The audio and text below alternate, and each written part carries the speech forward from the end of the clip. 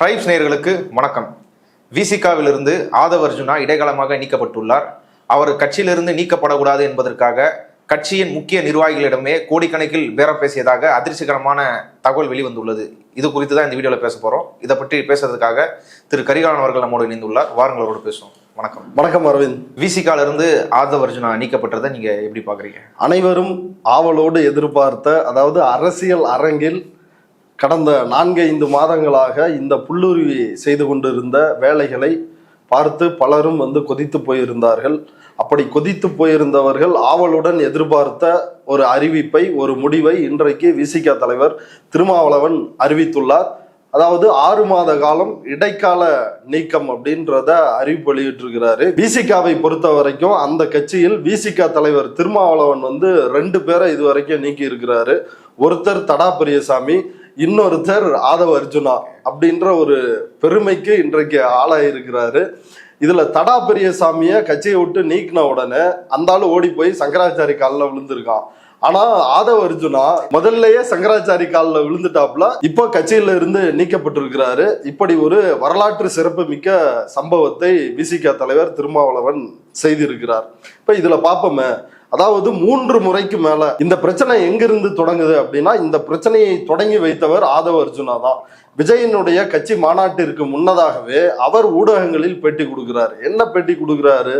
சினிமாவிலிருந்து வந்தவர்கள் துணை முதலமைச்சர் ஆகலாமா அப்படின்ற ஒரு கேள்வியை எழுப்பி நேரடியாக உதயநிதியை குறிவைத்து பேசுகிறார். அது மட்டும் இல்லாமல் ஆட்சியிலும் பங்கு வேண்டும், அதிகாரத்திலும் பங்கு வேண்டும். எங்களுடைய தலைவருக்கு ஆட்சி அதிகாரத்தில் நீங்க பங்கு தர மாட்டீங்களா? ஒடுக்கப்பட்ட மக்களுக்கு பங்கு தர மாட்டீங்களா அப்படின்னு கேள்வி எழுப்புறாரு. அது அவர் ஆரம்பத்தில் நியாயம் போல அது தெரிந்தாலும் உண்மையில் பக்கத்து இலைக்கு பாயாசம் கேட்பதை போல ஆதவ் அர்ஜுனா தன்னுடைய இலைக்குத்தான் பாயாசம் கேட்கிறாரு. அதுக்காகத்தான் விசிகாவுக்கு வர்றாரு. 21 தேர்தல் ஸ்ட்ராட்டஜி திமுகவுக்கு பண்ணும் பொழுது அங்க சீட்டு கேட்கிறாரு, தர முடியாதுன்ட்டாங்க. அடுத்து அவர் விசிகாவில் சேர்றாரு. 2024 பெரம்பலூர் நாடாளுமன்ற தொகுதியை வாங்கணும், அதுல நின்று போட்டியிடணும். பெரம்பலூர் கேட்பதற்கான மிக முக்கியமான காரணம் அங்க ரெட்டியார்கள் கணிசமா இருக்கிறாங்க. இப்ப அந்த தொகுதியை இந்த சாதி ஒழிப்பு புரட்சியாளர் தேர்வு செய்யறாரு. ஆனால் இந்த சீட்டு கிடைக்கல. அப்ப மேலும் மேலும் அதிருப்தி உறுகிறார். அதற்கு பிறகுதான் இந்த ஸ்ட்ராட்டஜி, புதிய ஸ்ட்ராட்டஜி, இந்த திமுக கூட்டணியை உடைக்க வேண்டும் அப்படின்ற ஒரு அஸ்திரத்தை கையில் எடுக்கிறார். எதுக்காக? தன்னுடைய இலைக்கு பாயாசம் கிடைக்கவில்லை, தனக்கு நாடாளுமன்ற தொகுதி கிடைக்கவில்லை. இந்தியாவிலேயே முக்கிய பணக்காரர்களுள் ஒருவராக இருக்கக்கூடிய மார்ட்டின் மருமகனான எனக்கே இந்த நிலையா, நான் என்ன செய்கிறேன் பாருங்கள். உண்மையிலே 2000 கோடி 3000 கோடி சொத்து இருக்குது மார்டினுக்கு. அவர் இப்ப நம்ம நார்த் இந்தியாவிலேயே, குறிப்பா வடகிழக்கு மாநிலங்களிலேயே 4000 கோடி வருமானத்துக்கு அதிகமா சொத்து சேர்த்து அது ஈடியில அந்த வழக்கு தற்போது வரை இருக்குது. அப்ப இவ்வளவு பணபலம் நம்மள்கிட்ட இருக்குது. ஆனாலும் நம்மளால ஒரு சீட்டு கூட வாங்க முடியலையே. சீமான் சொல்லுவார்ல, இந்த நாட்டையே ஆள துடிக்கிற நமக்கு ஒரு வாழ்றதுக்கு எனக்கு ஒரு வீடு இல்லை அப்படின்னு சொல்லுவார் இல்லையா? அது மாதிரி இவர் கோபத்தில் கொந்தளித்து திமுக கூட்டணியை உடைக்க வேண்டும் அப்படின்ற ஒரு அஸ்திரத்தை கையில் எடுக்கிறாரு. அந்த கட்சிக்குள் நுழையும் பொழுதே, இதை விசிக நிர்வாகிகள்கிட்ட விவாதிக்கிறப்போ அவங்களே சொல்றாங்க, இவன் கட்சிக்குள்ள வர்றப்பயே இப்படி ஒரு அஜெண்டாவோட தாங்க வந்திருக்கிறான். இவன் அம்பேத்கர், பெரியார் அப்படின்றத பேசுனதுனால கொள்கை பூர்வமா வர்றான் அப்படின்னு நாங்க நினைத்து ஏமாந்து விட்டோம் அப்படின்ற ஆதங்கத்தை அவர்கள் பதிவு செய்கிறார்கள். இப்ப மீண்டும் நம்ம அந்த விஷயத்துக்கே வருவோம். அந்த மாநாட்டில் ஆதவ் அர்ஜுனா என்ன பேசினாரோ அதனுடைய சில சாராம்சங்களை விஜய் பேசுறாரு. ஆட்சி அதிகாரத்தில் பங்கு தருகிறோம், அம்பேத்கர் கொள்கைகளை நாங்கள் ஏற்றுக்கொள்கிறோம், வாரிசு அரசியலை, குடும்ப அரசியலை ஒழிப்போம் அப்படின்ற இந்த விஷயங்களை தான் முன்வைக்கிறாரு. ஆதவ் அர்ஜுனா எதை வாந்தி எடுத்தாரோ அதையே நக்கி திரும்பவும் வாந்தி எடுத்தார் விஜய். விஜய் ஆதவ் அர்ஜுனா அவர் சொல்றதை பேசணும் இல்ல, இதுக்கு அதான் சொல்றேன், திமுக கூட்டணியை உடைக்க வேண்டும் அப்படின்ற அஜெண்டா இருக்குது. இந்தியா கூட்டணியில் அங்கம் பெற்றுள்ள இந்த திமுக கூட்டணியை ஏன் உடைக்கணும்? அதனுடைய அஜெண்டா யாருக்கு இருக்க போகுது? RSS பாஜகவுக்கு தான் இருக்க போகுது. மீண்டும் தமிழ்நாட்டில் திமுக ஆட்சிக்கு வரக்கூடாது அப்படின்ற அஜெண்டா அவங்களுக்கு தான் இருக்குது. இப்ப அதற்காகத்தான் ஆதவ் அர்ஜுனா இது போன்ற வேலைகளை செய்யறாரு. தொடர்ச்சியா இதை செஞ்சுட்டு வந்திருக்கிறாரு. விஜய் கட்சியினுடைய அந்த மாநாட்டிற்கும் இவர் ஒரு 20 கோடி ரூபாய் பணம் கொடுத்தாரு அப்படின்னு அன்றைக்கு பலராலும் பேசப்பட்டது. இப்ப இதனுடைய நீட்சியா இன்னொரு சம்பவம் நடக்குது. இது ஒரு எக்ஸ்க்ளூசிவான விஷயம். விசிக தலைவர் திருமாவளவனை அப்ரோச் பண்ணி பேசுறாரு ஆதவ் அர்ஜுனா. என்னப்பா இப்படி தொடர்ந்து இப்படி பேசிட்டே இருக்கிறிய, இது வந்து நம்ம கூட்டணிக்குள்ள விரிசலை ஏற்படுத்துற மாதிரி இருக்கு அப்படின்னு 3 முறை எச்சரிச்சிருக்கிறாரு விசிக தலைவர். விசிக தலைவரை சந்தித்து ஆதவ அர்ஜுனா ஒரு பிளான சொல்றாரு. அதிமுகவுக்கு தமிழ்நாட்டில் 20% வாக்கு வங்கி இருக்குது தற்போது, அதே போல நம்ம கட்சிக்கு 10% வாக்கு வங்கி இருக்குது, சீமானுக்கு 8ன்னே வச்சுக்குவோம், அவருக்கு ஒரு 8 இருக்குது, 38 ஆயிருச்சு, நம்ம கண்டிப்பா வந்து ஆட்சியை பிடிச்சிடலாம், அதனால நீங்க ஒன்றும் கவலைப்படாதீங்க, அதிமுக தயாரா இருக்கிறாங்க, நம்ம போய் அதிமுக கிட்ட சேர்ந்துருவோம், அதிமுக கிட்ட நீங்க வந்து சேர்ந்த உடனே எப்பாடுபட்டாவது நான் சீமானை இந்த கூட்டணிக்கு கொண்டு வந்து சேர்த்து விடுகிறேன், நாம தான் ஆட்சி அமைக்க போறோம் அப்படின்றத எடுத்து சொல்லிருக்கிறாரு.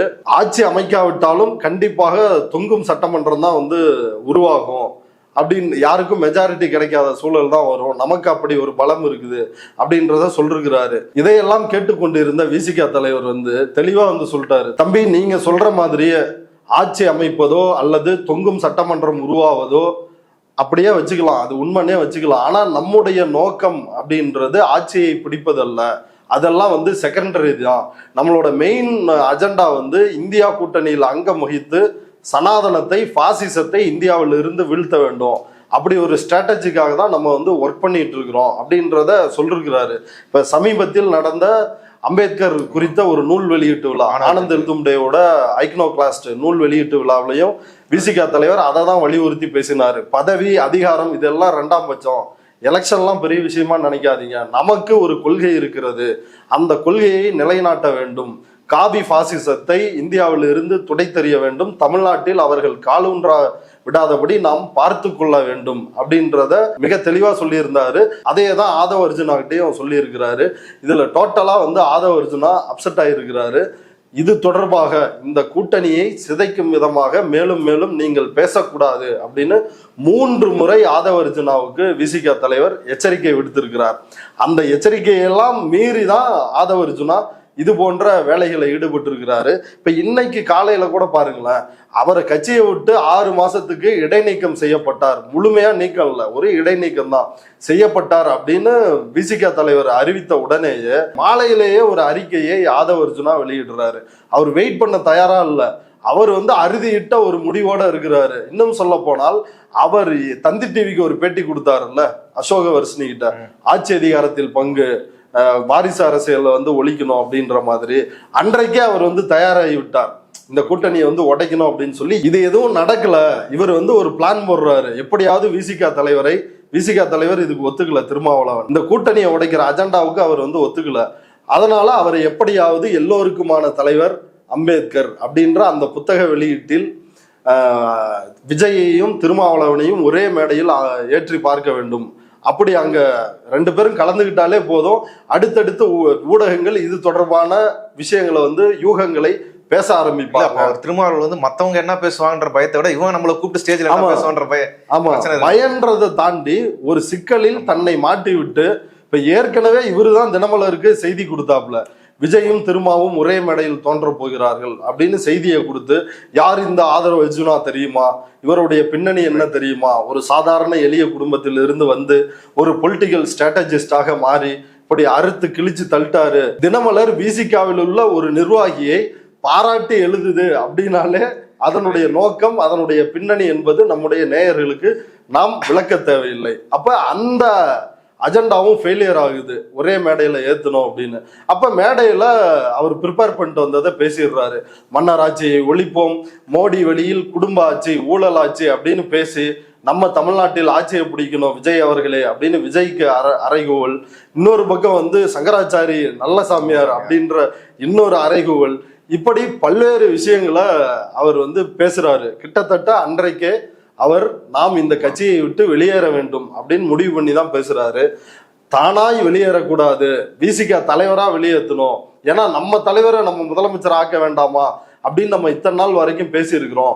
அப்ப விசிக தொண்டர்கள் இதை பற்றி கொந்தளிப்பாங்க, நமக்கு ஆதரவான மனோநிலை கட்சியில உருவாகும், அப்ப நம்ம டேமேஜ் பண்ணிட்டு கட்சியை விட்டு அவங்க நீக்கினா அவங்களுக்கு அது வந்து எதிரா முடியணும் அப்படின்ற ஒரு திட்டத்தில் இருந்தார். ஆனா உண்மையில் ஆதவ அர்ஜுனாவுக்கு 2 விஷயம் புரியல. குடும்ப ஆட்சி ஊழல் ஆட்சி அப்படின்னு தமிழ்நாட்டில் பேசினா எடுபடாது அப்படின்றதுக்கு மோடி அமித்ஷா சாட்சி. ஒண்ணு. ரெண்டாவது, விசிகாவிற்குள் தன்னை வெளியேற்றிவிட்டால் ஒரு டேமேஜ் நடக்கும் அப்படின்னு அதை எதிர்பார்த்தாருல, அதுவும் அவர் பகல் கனவு கண்டு விட்டார்.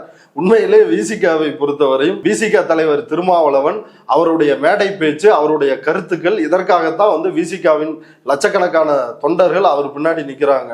அவரை தாண்டிலாம் அந்த தொண்டர்கள் ஆதவ அர்ஜுனாவுக்குலாம் சில்லறைய செதற விட்டுற மாட்டாங்க. ஏன்னா களத்தில் தினசரி அந்த மக்களை சந்தித்து மக்களோடு நின்று போராட்ட களத்தில் இருக்கிறார்.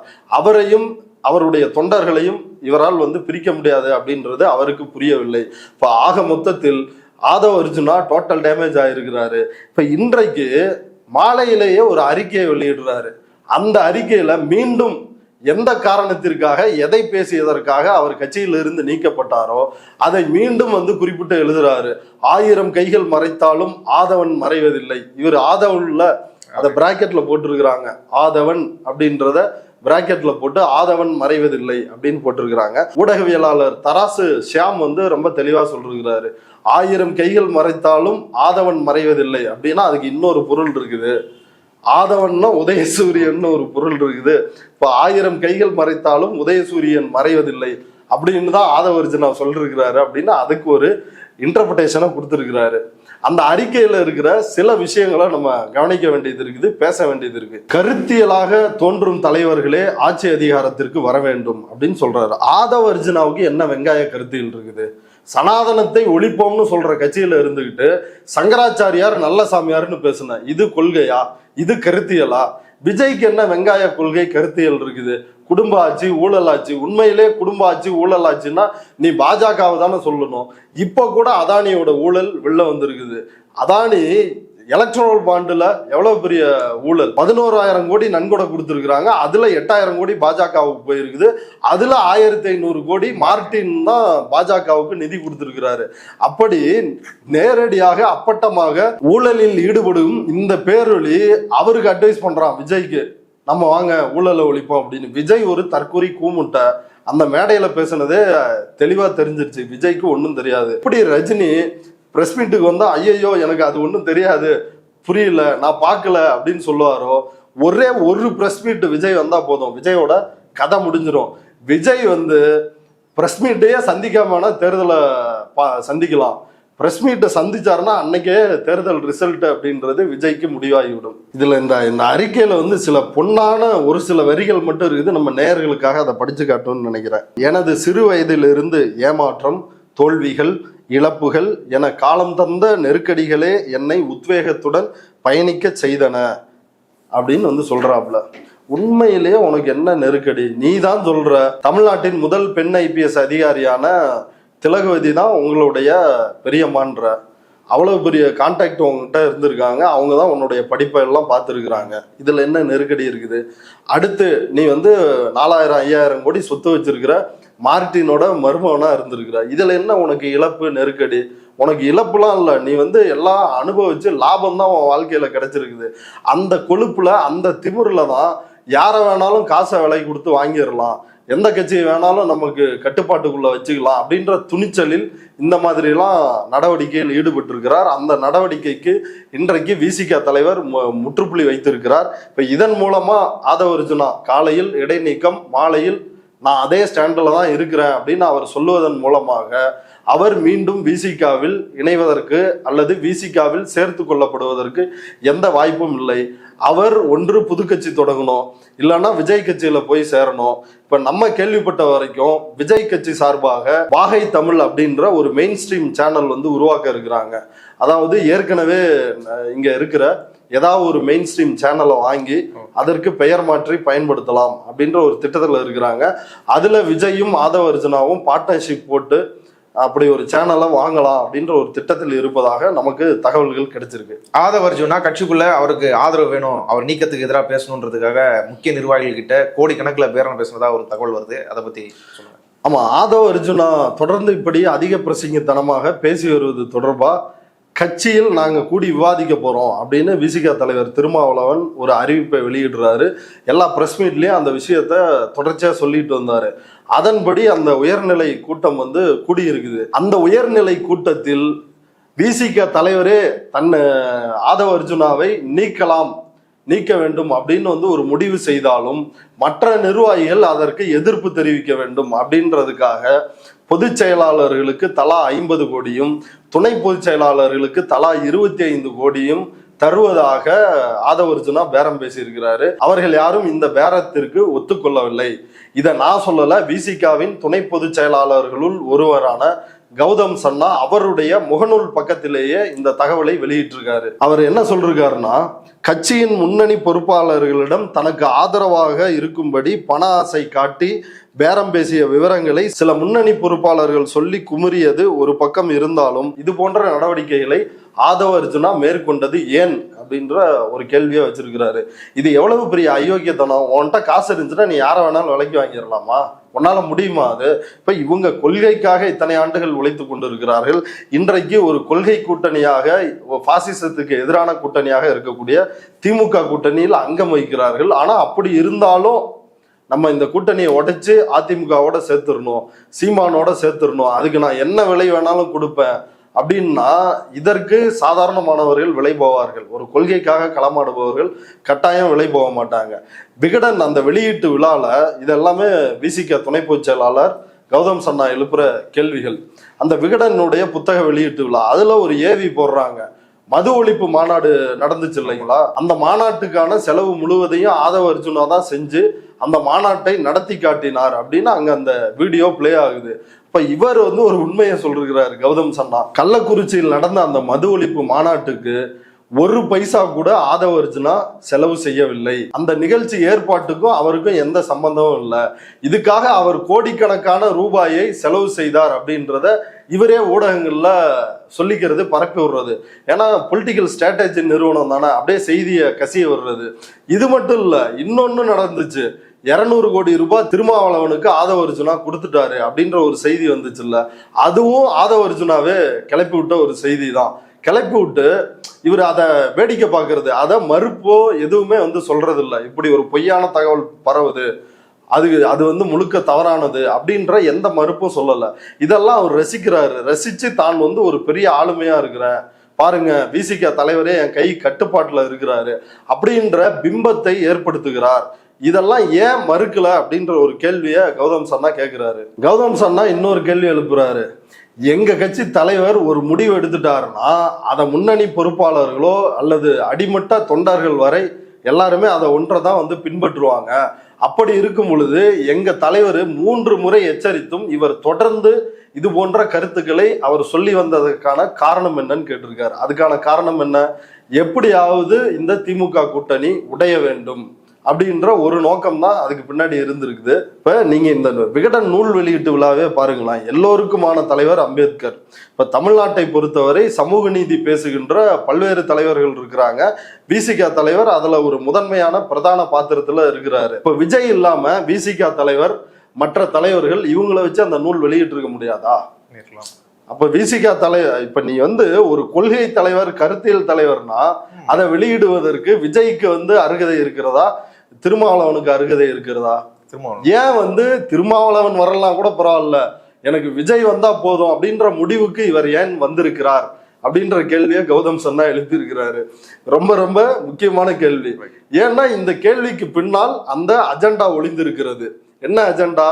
இந்தியா கூட்டணியிலிருந்து விசிகாவை பிரித்தெடுக்க வேண்டும், திமுக கூட்டணியை உடைக்க வேண்டும் அப்படின்ற ஒரு அஜெண்டா தான் இவருக்கு தெள்ள தெளிவாக இருந்திருக்கிறது. அதை இன்றைக்கு விசிக தலைவர் திருமாவளவன் சுக்குநூறாக அந்த கனவை உடைத்து நொறுக்கி இருக்கிறார். ஆதவ அர்ஜுனாவோட இந்த இடைநீக்கமே திமுகவோட அழுத்தத்தால தான். ஏன்னா திமுக தாக்கி அவர் நிறைய பேசுறதுனால திமுக அழுத்தம் கொடுத்து அந்த நீக்கம் நடந்திருக்குதா சொல்றாங்க. இல்ல, பலமுறை விசிக தலைவர் இதுக்கு வந்து விளக்கம் கொடுத்து விட்டார். அவங்க எனக்கு அழுத்தம் கொடுக்கும் அளவிற்கு நான் ஒன்றும் பலவீனமானவன் இல்லை, நான் சுயமரியாதைக்காரன், என்னோட முடிவுகளை நானே தான் எடுப்பேன். அதாவது நிர்பந்திக்கிறாங்க ஒரு கட்சி தலைவரை, ஒரு அங்கீகாரம் பெற்ற கட்சியினுடைய தலைவரை நிர்பந்திக்கிறாங்க. இவங்க எல்லாரும் சேர்ந்து அவரை வந்து கேவலப்படுத்துறாங்க.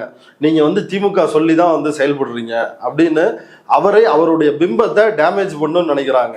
இப்ப தொடர்ந்து நீங்க ஊடகத்துல பாத்தீங்கன்னா திருமாவளவனுக்கு தடுமாற்றம், திருமாவளவனுக்கு திமுக நிர்பந்தம், அப்புறம் இந்த ஆதவ அர்ஜுனா விகடன் நூல் வெளியீட்டு விழால பேசின பிறகு இந்த கூட்டணி நீடிக்காது, இது உடையும், இது உடைஞ்சே தீரும், ஆதவ அர்ஜுனா பேசுனதுல என்னங்க தப்பு அப்படின்னு புரோக்கர் சவுக்கு சங்கர் வந்து கிளம்பி வர்றான்.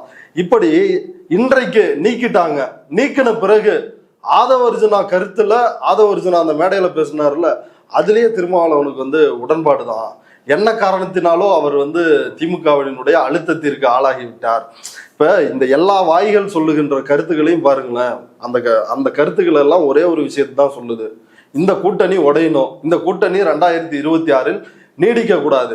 இந்த கூட்டணியால் தான் விஜயும் சொன்னதை தான், கூட்டணி கணக்குகளை போட்டு இருமாப்புடன் 200 வெல்வீர்கள் அப்படின்னு நினைக்காதீங்க, இதை எல்லாத்தையும் மக்களே மைனஸ் ஆக்கிடுவாங்க அப்படின்றாரு. 200 தொகுதிகள் ஜெயிப்பதற்காகத்தான் இந்த கூட்டணி இருக்குதா? 2019க்கு முன்னாடியே அந்த கூட்டணி அமையுது. அரசியலில் ஒரு கூட்டணி என்பது கொள்கை ரீதியாக இருக்கிறது தான் யதார்த்தமான கூட்டணி. கொள்கை இல்லாமல் பாமகவும் இருக்கும், பாஜகவும் இருக்கும், அதிமுகவும் இருக்கும், சாதியவாதம் இருக்கும், மதவாதம் இருக்கும், நாங்கள் மதச்சார்பற்ற கட்சி அப்படின்னு சொல்லிக்கிற அதிமுகவும் இருக்கும். அப்படின்னா இதுல என்ன கொள்கை இருக்குது? ஏதாவது கொள்கை இருக்கா? ஒன்றும் இல்லை. அரசியலை பொறுத்தவரை மக்களிடம் போய் ஒவ்வொரு கட்சிக்கு ஒரு கொள்கை இருந்தாலும் ஒரு குறைந்தபட்ச செயல் திட்டத்தை உருவாக்கி, ஒரு பாசிச எதிர்ப்பு, மக்கள் நலன் அப்படின்ற ஒரு செயல் திட்டத்தை உருவாக்கி அதிலிருந்து ஒரு கூட்டணி வந்து உருவாகுது. ஆனா இவங்க என்ன பாக்குறாங்கன்னா, கூட்டணி என்றாலே அது தேர்தல் கூட்டணி தான், யாருக்கு எந்த கொள்கை இருக்கிறத பத்தி பிரச்சனை இல்லை, அங்க 8 இங்க 10 இங்க 20 அங்க 30 எல்லாத்தையும் ஒன்னா சேர்த்து ஒரு கலக்கையா அடிச்சா போதும், ஜெயிச்சிடலாம் அப்படின்னு நினைக்கிறாங்க. அப்படி அரசியலில் வெற்றி பெறுவதற்கு எந்த வாய்ப்பும் இல்லை. இந்த புரோக்கர்களின் கனவு கட்டாயம் பலிக்காமல் தான் போக போகிறது. இவ்வளவு நேரம் இந்த செய்தி தொடர்பாக உங்க கருத்துக்களை பகிர்ந்து கொண்டதுக்கு நன்றி. நன்றி.